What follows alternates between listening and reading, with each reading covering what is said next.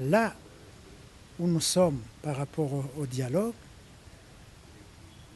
en clôturant la dernière session qui avait été boudée par le gouvernement et le parti dont il est issu, il avait été demandé à l'opposition de faire une proposition, d'après elle, qui constitue une voie de sortie.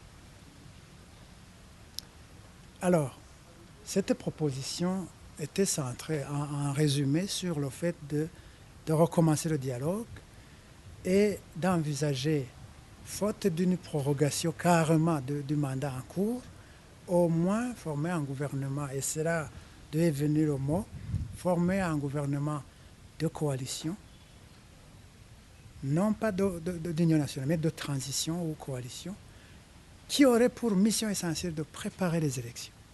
Ça veut dire changer la CENI à la sorte de Pierre Nkurunziza, mettre en exécution les résolutions du sommet de l'Union africaine qui parlent du désarmement de la ministre Monena Koulé, qui parlent de l'envoi d'experts en droits de l'homme, qui parlent du retour des réfugiés, qui parlent de la remise en fonction des médias qui ont été saccagés par les éléments de la police, de la documentation et de la ministre Monena Koulé.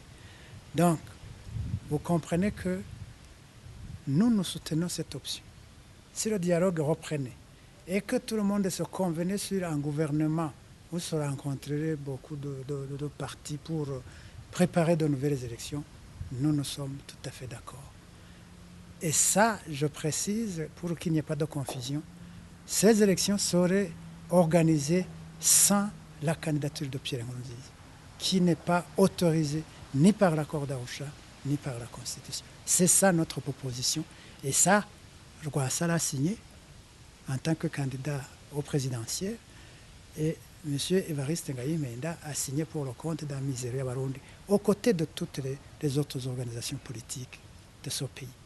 Donc vous comprenez que c'est ça que nous voulons et c'est ça que nous allons défendre aussitôt que le dialogue reprend. Et je pense que ce sera pour bientôt.